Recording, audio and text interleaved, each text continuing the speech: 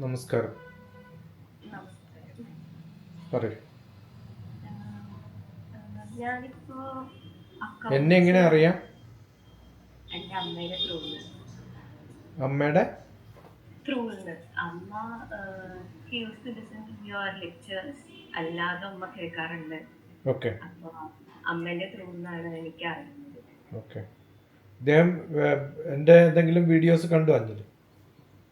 ഞാനിപ്പോ ഈ ഒരു ജാനുവരിയില് ആദിശങ്കർ യൂണിവേഴ്സിറ്റിയിൽ പോയിണ്ടായിരുന്നു.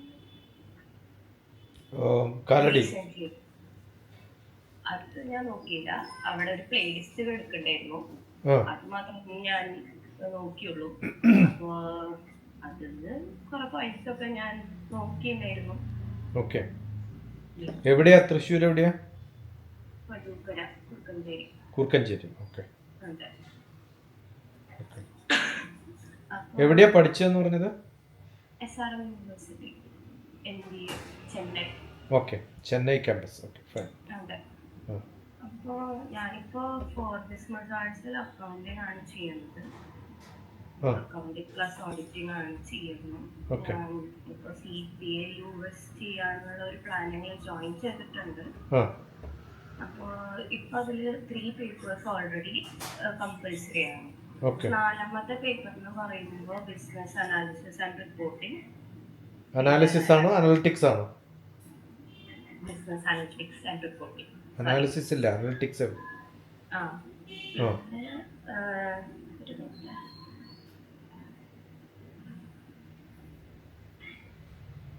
പിന്നെ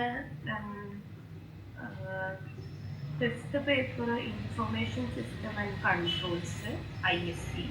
പിന്നെ task compliance and planning. Okay. അപ്പോൾ ഈ 3 പേപ്പർ ഓപ്ഷണൽ ആണ് ആക്ച്വലി. ഓക്കെ. അപ്പോൾ ഇപ്പൊ ഫ്യൂച്ചർ വെച്ച് നോക്കുമ്പോ നമുക്ക് ഇതിലത്തെ ഏതാ ചൂസ് ചെയ്യാൻ ടൈം? 3 പഠിക്കാം. നമുക്ക് അതിന് പക്ഷെ 1 എക്സാം എഴുതാൻ പറ്റുള്ളൂ. അല്ല, എക്സാം ഒന്ന് എഴുതിയാൽ മതി. 3 പഠിച്ചൂടെ? 3 പഠിക്കാൻ പറ്റില്ല. അതാണ് കാരണം. സെൽഫായിട്ട് പഠിക്കാമല്ലോ. ഇതിപ്പോ പഠിക്കാൻ ആരാ പറ്റില്ല പറഞ്ഞത്? സെൽഫായിട്ട് നമുക്ക് പഠിക്കാം. പഠിക്കാന്ന് പറഞ്ഞാൽ അതാ ഉദ്ദേശിക്കുന്നത്. എക്സാം എഴുതുവോ എന്നൊക്കെ ഉള്ളത് വേറെ കാര്യം. ഈ 3 ഒരേപോലെ ഇമ്പോർട്ടൻ്റ് ആണ്. ഇപ്പൊ ബിസിനസ് അനലിറ്റിക്സ് എന്ന് പറഞ്ഞാൽ കുറെ മാത്തമാറ്റിക്സും സ്റ്റാറ്റിസ്റ്റിക്സും ബാക്ക്ഗ്രൗണ്ട് വേണം. What is your graduation? Econometrics ഒക്കെ പഠിച്ചിട്ടുണ്ടോ? സ്റ്റാറ്റിസ്റ്റിക്സും സ്ട്രോങ് ആണോ? ഓക്കെ. സ്റ്റാറ്റിസ്റ്റിക്സ് ഒക്കെ സ്ട്രോങ് ആണെങ്കിൽ ഇതൊരു പ്രെഡിക്റ്റീവ് അനാലിസിസ് ആണ് ബിസിനസ് അനലിറ്റിക്സ്. എൻ്റെ ഫ്രാക്ടൽസ് എന്ന് പറഞ്ഞിട്ടൊരു ക്ലാസ് ഉണ്ട്. ഫ്രാക്ടൽസ് എന്ന് പറഞ്ഞ അർത്ഥം നമ്മൾ കുറേ ഡീപ്പറായിട്ടൊരു നോളജ് ഉണ്ടാക്കാൻ വേണ്ടിയിട്ട് പഠിക്കുന്ന മെത്തഡോളജിയാണ് ഫ്രാക്ടൽസ് എന്ന് പറയുക. അതിൽ ഞാൻ ചെയ്തിട്ടുള്ളത് MBAയുടെ പ്രൊഫസറായിരുന്നു ഞാൻ. ആ സമയത്ത് ഓരോ സബ്ജക്റ്റുകളിലും എന്താണ് എന്ന് മിനിമം ഡിസ്ക്രൈബ് ചെയ്യുന്ന ഒരു ക്ലാസ്സാണ്. അപ്പോൾ ബിസിനസ് അനലിറ്റിക്സ് എന്ന് പറഞ്ഞ അർത്ഥം ഇപ്പോൾ വാർ നടക്കുന്നുണ്ട്. ഓക്കെ. വാർ നടക്കുമ്പോൾ ഇന്നിപ്പോൾ സാറ്റർഡേ ആണ്. Saturday Sunday stock exchange holiday ആണ്. ഇന്നലെ വൈകുന്നേരം അല്ലെങ്കിൽ ഉച്ച മുതൽ സ്റ്റോക്ക് എക്സ്ചേഞ്ച് ഡ്രോപ്പിംഗ് ഡൗൺ ആണ്. ഓക്കെ.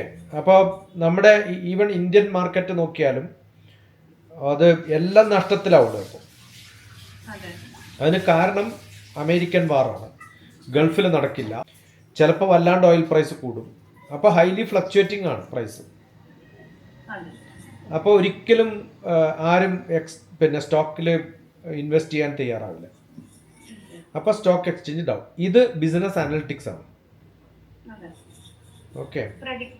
Predictive analysis. അപ്പോൾ അതിൽ കുറേ സ്റ്റാറ്റിസ്റ്റിക്സ് വേണം, കുറേ ജനറൽ നോളജ് വേണം. എങ്ങനെയാണ് കഴിഞ്ഞ കാലങ്ങളിലൊക്കെ യുദ്ധം വരുന്ന സമയത്ത് ഏതൊക്കെ രാജ്യങ്ങളിൽ എന്തൊക്കെ പ്രശ്നങ്ങൾ വരുമ്പോഴാണ് ഈ മാർക്കറ്റിങ്ങിനൊക്കെ ഫ്ലക്ച്വേറ്റ് ചെയ്യുന്നത്.